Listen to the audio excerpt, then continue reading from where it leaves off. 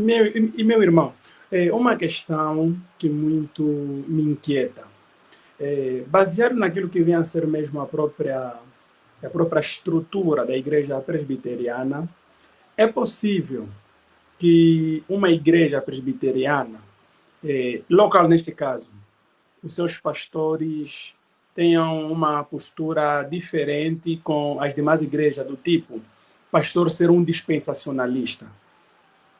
Não. Como é que, como é que essas coisas não é possível? Eu não sei, eu tenho estado muito curioso, porque há um tempos atrás, mas isso é uma informação que eu não sei de concreto, e Uhum. aparece que, não sei se estou a confundir, veio tipo manifestado que o pastor Ageu Magalhães, ele tipo, é dispensacional. Não sei se essa informação é Não, verdadeira.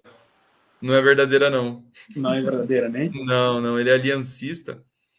Tanto que o período que ele esteve à frente do seminário JMC, ele fez uma Uhum. semana teológica especificamente sobre aliancismo.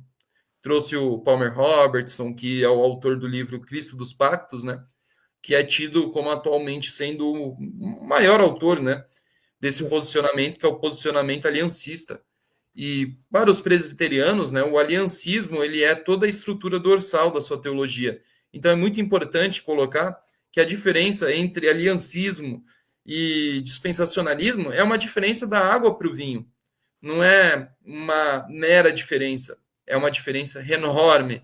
Então, Uhum. ao ponto de um presbiteriano, por exemplo, ele concordar mais com Armínio do que com um calvinista que é dispensacionalista hoje em dia. A gente tem muito mais afinidade teológica em Uhum. diversos assuntos com Jacó Armínio do que com alguém que é calvinista, entre aspas, né, tulipado, porque ele acredita nos 5 pontos ali da tulipe.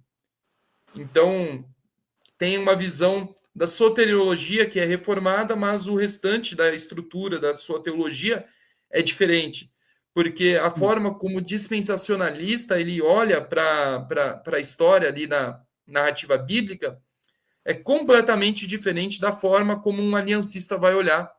O aliancista, meu irmão Batista, ele vê a narrativa bíblica como uma narrativa da aliança que Deus fez com o seu povo. E o que é a aliança? É o compromisso de Deus de querer se relacionar conosco.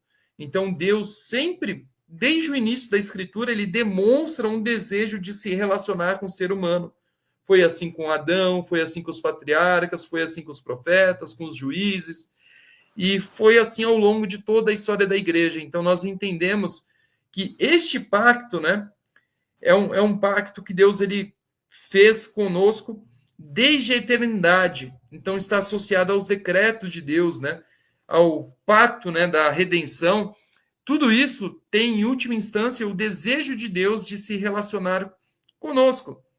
E isso vai impactar de uma maneira muito prática, né, na vida daquele que está ali na sua vivência na igreja, que está talvez ali com a sua família na igreja, né? Se ele tem uma visão que é dispensacionalista, ele não vai ter essa visão da aliança, de que seus filhos fazem parte da aliança, tanto que o batismo infantil dos presbiterianos vem daí, vem justamente dessa questão de Deus ter essa aliança com o povo e de que as crianças elas fazem parte dessa aliança, logo elas têm direito a todos os benefícios da aliança.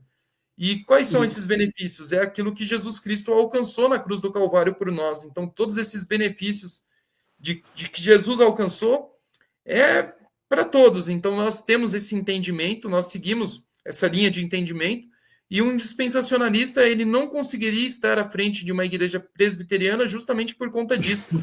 Não, Bom, não faria nem sentido, né? Não tem como encaixar. Não, uhum. justamente não se encaixa. Eles Bom, são nossos irmãos uhum. em Cristo, nós consideramos eles irmãos. O dispensacionalismo não é necessariamente uma heresia, mas nós vemos como um erro tendente até mesmo a uma heresia. Nós vemos que o dispensacionalismo pode até levar a algumas extrapolações assim que vão muito além, tanto que tem várias linhas, né, de dispensacionalismo.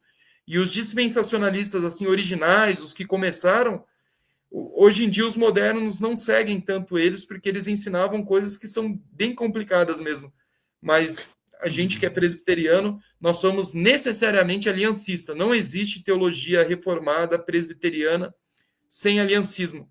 Tanto que temos irmãos batistas que discordam, né, dessa questão do batismo, eles adiam o batismo, mas eles têm o mesmo entendimento de aliança que a gente. Eles apenas adiam para uma idade mais madura, né? Então, tanto se a pessoa for batista, não quer dizer que ela não vai ser necessariamente reformada, né? Ela pode ser reformada sim se ela for aliancista. Agora, se ela for dispensacionalista, eu diria que ela é 10% reformada, só o dízimo. Só ela coloca ali 5 pontos, 90% da teologia reformada, ela discorda. Então, nesse caso, Armínio está na frente. Armínio é mais reformado que eles. Bom, quanto a essa questão, é possível que alguém seja aliancista de forma parcial. Por que eu digo isso? Porque, por exemplo, nós aqui no nosso contexto angolano, há irmãos que, né, procuram unir as coisas, como se fosse que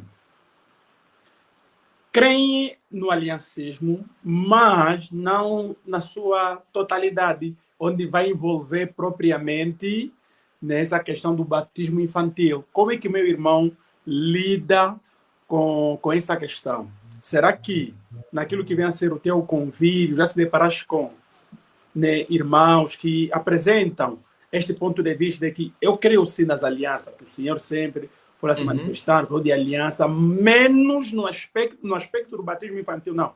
Ali está descartado. É possível que alguém seja um aliancista descartando o batismo infantil? Com certeza, é possível.